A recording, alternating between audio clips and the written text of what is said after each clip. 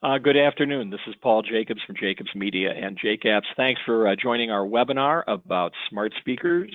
We're going to give it about 30 to 60 seconds. We see some stragglers coming in, so just sit tight and we'll get going in just a moment.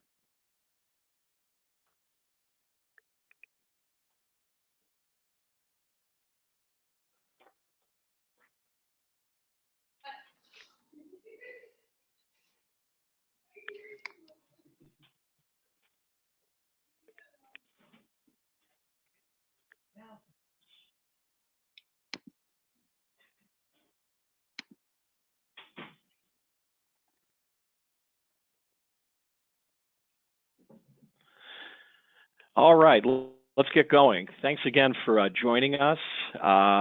We can tell by the amount of sign-ups that we had for this webinar, smart speakers are a really hot topic. And hopefully in the next 30 minutes or so, I, along with Bob Kernan, the COO of jacapps, will be able to share with you, an update on what's happening with smart speakers, not only from the audience's standpoint, which we will do by sharing with you data from our tech survey, but Bob will walk you through practical applications and promotion ideas and kind of give you a state of where things are. Jacobs Media, as you know, has been involved in the research space and the technology space for some time. And on the jacapps side, our team there has been very involved in developing skills for smart speakers. And our third company, Sonic AI, which we have in partnership with Steve Goldstein, we collaborate on helping businesses and radio stations develop strategies and what is the best way to use voice? How is the best way to craft skills for smart speakers? So that's where we're at. Now let's talk about where smart speakers are at. Rarely have we seen a gadget that has been adopted so quickly by consumers, fits the radio model so well, and actually really benefits the radio industry. And I think that's why there are so many people on the phone today. So let's dive right in. We're going to start with our annual tech survey. As you may know, we've done 14 of these, and we changed the name of them to the year this year because of our new research director, Jason Hollins. That way we're actually able to track what's going on. But we started these in 2005, and since then the worlds of media and technology have completely changed. I mean, when we started doing tech surveys, I think we were tracking texting and internet use. Today, the tech survey is really designed to help broadcasters strategize, develop the survival tools and brands to stay vital and stable and profitable, but also to identify trends early like smart speakers. And we've used it with our companies. That's why we got into the app business. That's why we got involved with podcasting and even the connected car. It all came out of these surveys. Very quickly, let me just walk you through the methodology in case you're not familiar with what we do. With Tech Survey, we collaborate with 567 radio stations in North America. We produce the surveys. They send a link out to their databases. This year, it was the largest by far that we've ever had, over 64,000 respondents. So a very, very large sample size. And this data is really fresh. We did it in January and February of this year. Like I said, these are radio listeners. This isn't the total population, so it is not projectable, but these are just among radio listeners and people who are in databases, but some responses were also gathered via station websites and social networking pages. All responses were online, and we did weight them because market sizes are different. We use Nielsen Pop data to make sure that there was no overweighting of any particular area. And as I said, this is a web survey. It is an opt-in survey, does not represent all radio listeners or each station's audience, and it's not stratified. With 64,000 people, it is a pretty large sample. Now, as I go through this, I'm assuming many of you represent radio stations. We're one of the few surveys that actually breaks out the data by format, and we're going to share with you how smart speaker usage looks format by format. So across the top there, you see that blue bar that says TS 2018, and that will appear on the format charts, and that is the total of the entire survey. And then we have 14 different formats, all color-coded. So look at them carefully. So as we go through the data, you'll be able to see how your formats are doing with smart speakers. So that's the setup. Now let's dive in. Have you tried to buy a radio at Best Buy lately? It's a very frustrating experience. And think about your own situation. How many of you actually have a working radio at home? You know, we've been very concerned for many years about this. And, you know, in-home radio listening, while not as large as in-car radio listening, is still really important. And if there aren't radios in the home, you know, how are they going to listen? Well, the great news is Alexa and smart speakers have opened the door to bring audio and radio back into the home. And it's a gift to us. It is a great opportunity for our industry. As you can see there across the top, we asked regular radio ownership, do you own one that works in your home? And we changed the wording a little bit this year. But you can see at the top where the arrow is, that is a declining number. And that's why, you know, it's a concern, and this is where smart speakers can really fill in the hole. Now you look at the generations we have there, and millennials are a real problem. Well, of course, this shouldn't surprise anybody, but that big fat red arrow says a lot, where only 2/3 of millennials have a working radio at home. So obviously there's a hole to be filled. Now, when we look at working radio at home by formats, you can see all the formats there, and it tends to be the formats that are over the average tend to be the older formats: classic hits, news talk, variety hits, classic rock. And then when you look at the bottom, you see the younger oriented formats like CHR, alternative, even sports. So obviously, you know, if you're of those formats, investing in smart speakers or solving this problem is something you really want to look at. Now, Americans' habits are changing, you know, and it just started, you know, before we get into Alexa and Google Home, just the whole act of using voice commands. We are clearly being trained by things like Siri and Ford Sync, even your Comcast remote. So we asked the question, how often do you use built-in voice commands on devices you own? And 20% of the sample say frequently, 1/5. When we look at this, you know, by trending, you can see it's trending up a little bit.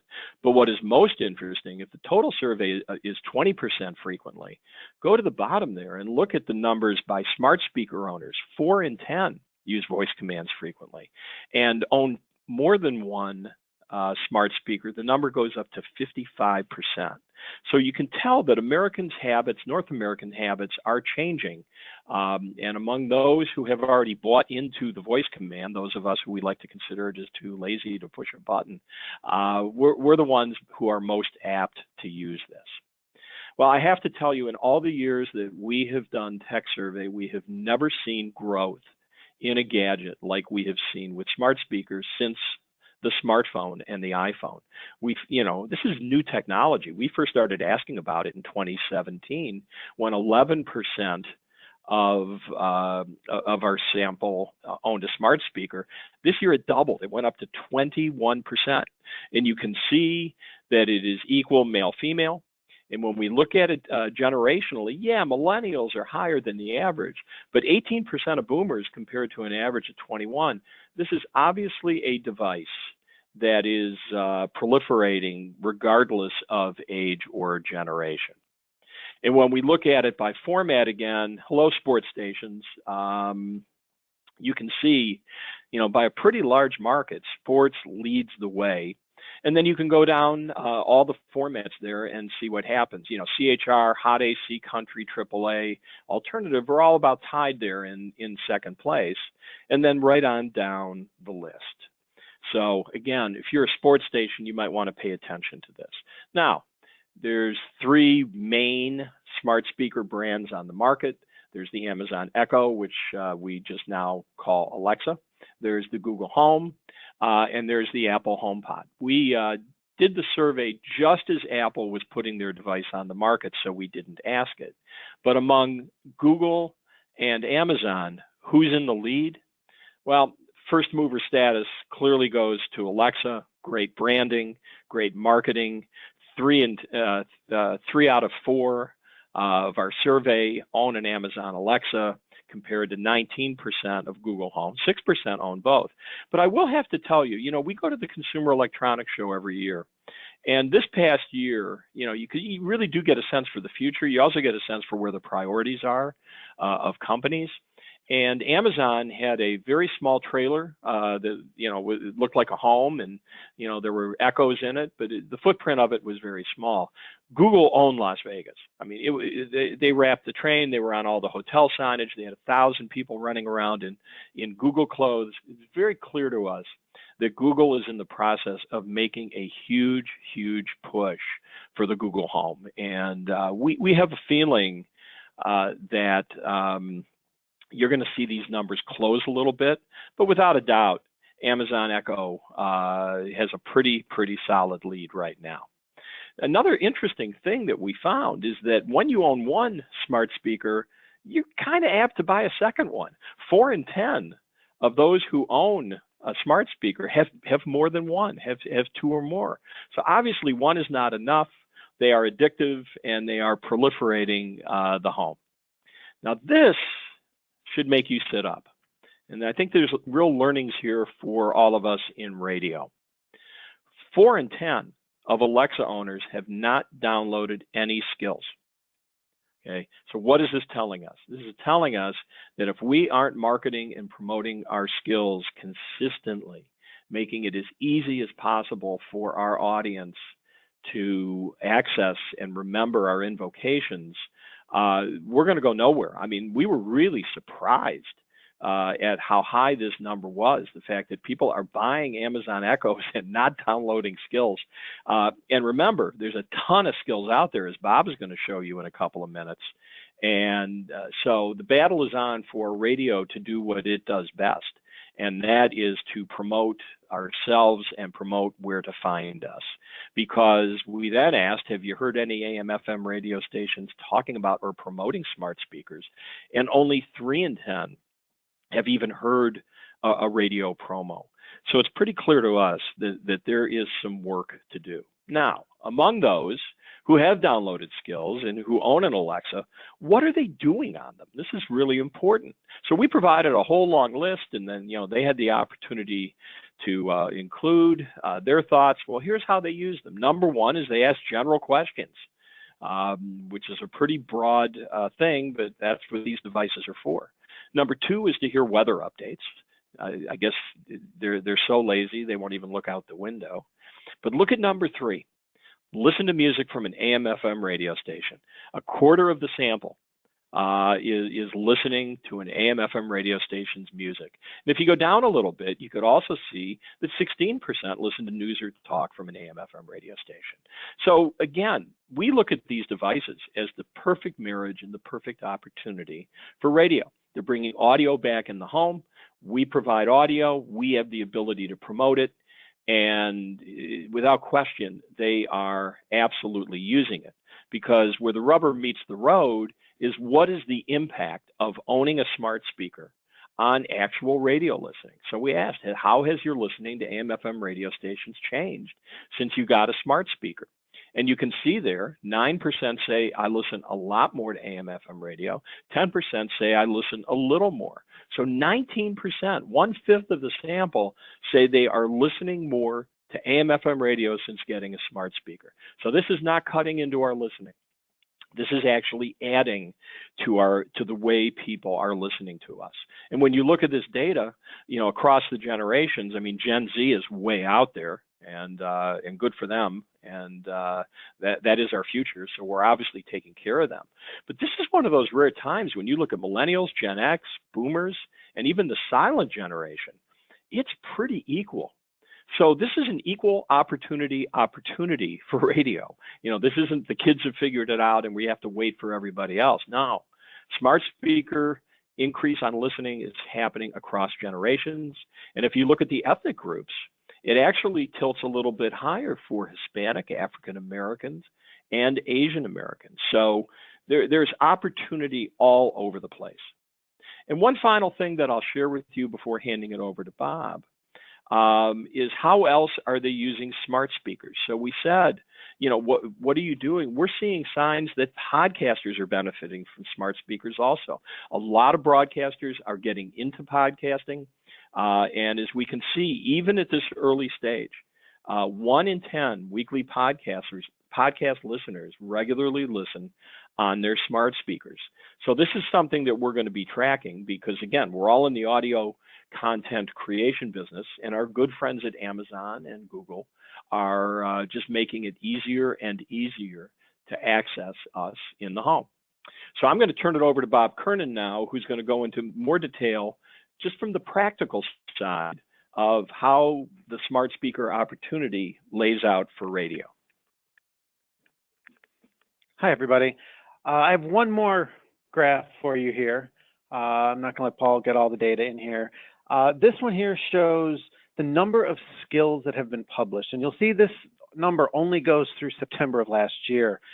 But we are already well north of 20,000 skills that are available out there. And the number of things users can do with these devices is truly mind-boggling. Just as Apple used to say there's an app for that, well, it's true today that there's a skill for that. So let's look at the major devices that are out there and talk about them a little bit. So Amazon Echo and Alexa are clearly where the action is right now. These other devices are out there, but the way these devices work and their various strengths make a straight apples to apples comparison between the different devices hard to do. So first I want to talk about Echo. Right now, one of its primary uses is media consumption. And so while timers and other tools and utilities are popular, the device really shines as a media device, which is great news for the radio industry and podcasters. The Amazon architecture is open right now, and it's possible, as many of you know, for third parties to publish their own little applications, which are called skills. So the number 2 player in the space, as Paul pointed out, is Google Home, and it's a little different. It utilizes Google's Assistant technology, and it's really designed for information seeking because what their biggest strength is obviously is being able to leverage the considerable power of the Google search engine. However, the architecture for the device isn't completely open yet. Designated partners can develop for the platform, and in the radio space, this means iHeart and TuneIn mostly. So currently, it isn't possible to just publish your station's own stream outside of these third parties, but we believe this is likely to change pretty soon. And of course, the third entry in the sweepstakes here is the Apple HomePod. And Apple's entry into this space was not only late, but its functionality is really limited. There's currently no way to publish your own content into the device, and most everything about the device resides inside Apple's walled garden of things like Apple Music. And some critics have even said that the HomePod really, what it is at the end of the day, is an interface for Apple Music. So a great skill, obviously, you got to start with a strategy here. And one of the things I always want to emphasize is that just a stream is not a strategy. So how do you get into this game then? Well, you can create a skill of your own, and lots of stations are doing that. But the way to create a great strategy for smart speakers is to consider some very important elements. First of all, think about your audience. How do they want your content, and where do they want to engage with it? Understanding their expectations is really key to creating a skill that somebody will take the time to download, and more importantly, take the time to come back to again and again. So consider the environment where these devices exist. You can see the images here kind of showcase that a lot of them end up, on kitchen counters, on nightstands, things like that. And so you want to think about what kind of content that your station produces is going to really work in this environment. So is it short, quick nuggets of content? Is it time-sensitive content like news updates, weather reports, things like that? Or are they looking to time shift content that you're producing on the air, but they want to listen to it when they want to listen to it? And the other thing is it a background thing? Is it something that they're going to just turn on like your music station and let it play while they do other things around the house? Are they looking for long-form content? Those are some of the things that you really want to think about. And then overlay with that your brand's differentiators. So what are the things that you can bring to this that other stations at your competitors can't. So on the Alexa side, getting started really comes down to one very important thing, and that is what's called the invocation name. And what that is the phrase that the user utters to open your skill. And there are a few rules around that make this decision not only important, but one that should be considered. First of all, you only get one. This is not like URLs where you can have multiple URLs for your business and point them all, at the same website. You can't do that with Amazon Alexa. You get one shot at this, and of course, because it's Amazon's device, it's their rules, and we all have to play by those rules.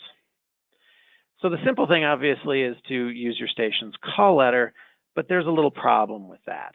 And that is that TuneIn and iHeart have pretty much cornered the market on call letters, on using call letters and skills. So if you say play and then the call letters, typically what the device will do is pull your stream up through Amazon or through TuneIn rather.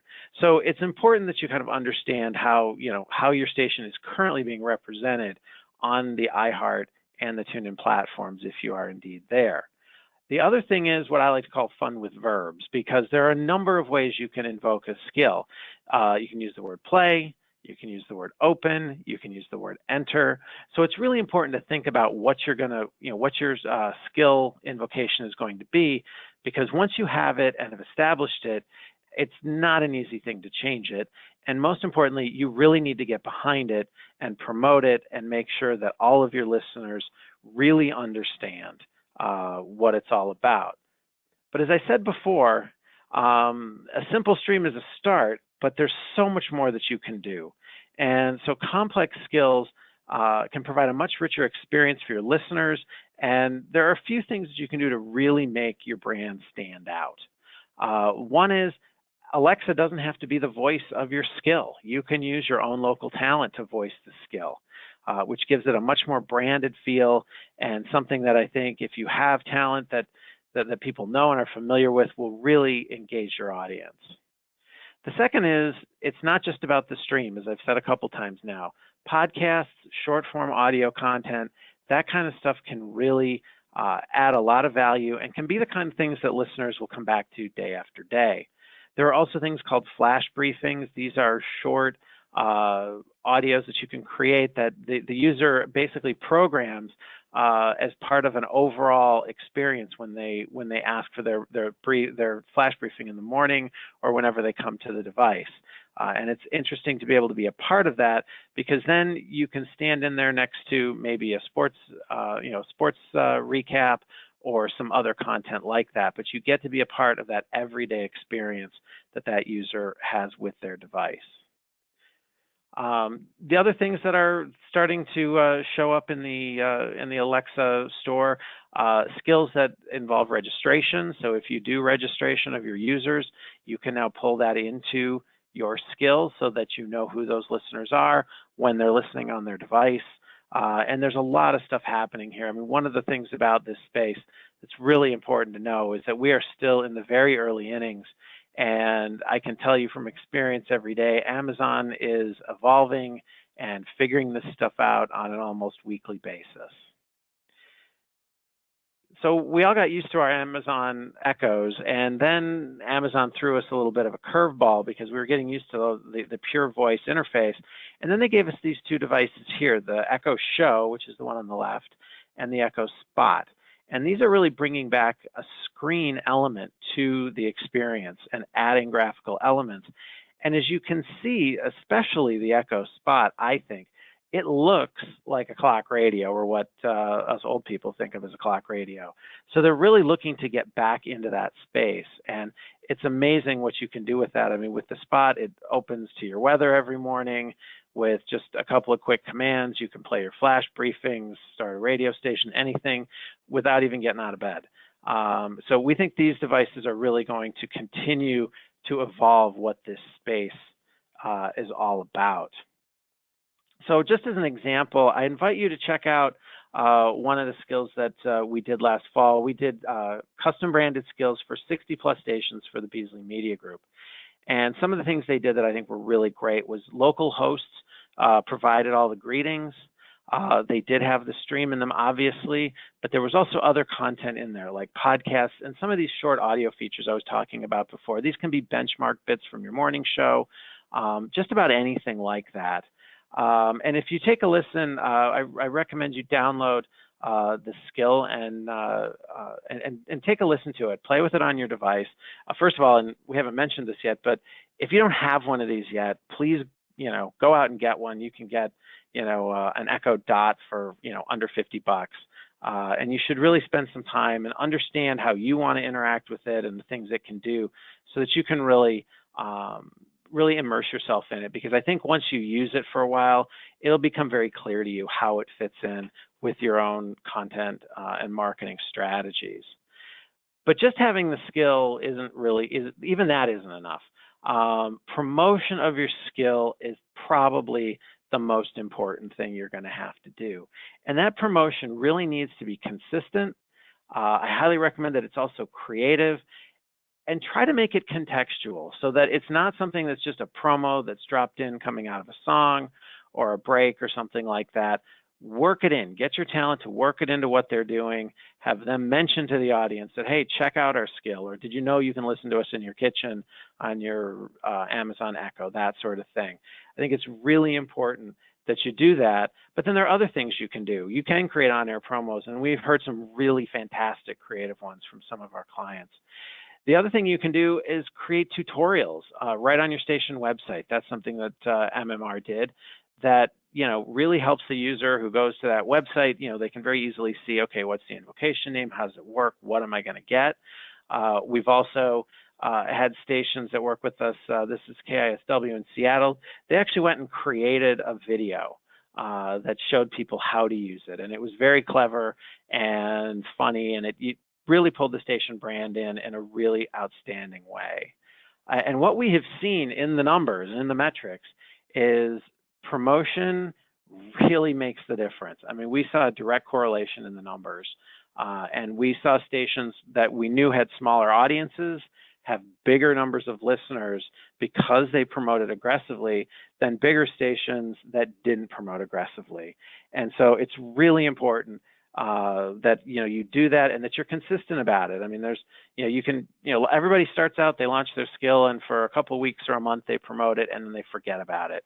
And it's really important that you don't do that, that you continually and consistently promote it. Here's a couple of other examples. This is at the Beasley facility here in Detroit, and you can see they just created a pop-up banner that sits right in their lobby, and they take them out on their with their street teams as well. So people know very easily how to do this. Another one here, I thought this was a really creative idea from WCSX. They created refrigerator magnets. So they took the understanding that a lot of these devices sit on kitchen counters, and they said, okay, we're going to make a refrigerator magnet with the invocation name on it, so that these users will never, be far from knowing exactly what it's all about and how to get to your skill. So that's really kind of the process of doing this, from creating your invocation name to figuring out what the right content is, building your skill, and then most importantly, really promoting the skill. So I'm going to turn it back over to Paul here to wrap it up. Well, we told you it'd be a snappy 30 minutes, and hopefully we hit goal. There's a lot here, and this is more than just a cute gadget with a nice name. This is a significant strategic opportunity for all radio stations to get in the home, to really ramp up in-home listening, and you don't have to break the bank to do it. So we want to thank a lot of people here, but we'll start off by thanking Alexa for affording this opportunity. And thank you for joining us. Our email addresses are below. Bob, who runs jacapps, myself at Jacobs Media, and Steve Goldstein at Sonic AI, if there's interest in really digging deep into how to strategically use and create voice. We have recorded this webinar. It'll be emailed out to you. And at the same time, if you have any questions, about what we talked about, if you want additional examples, or you just want to kick around ideas, feel free to email us or call us. Again, our information is below. Thanks to all of you. We appreciate the time, Have a great 4th of July weekend coming up, and we will talk soon. Thank you.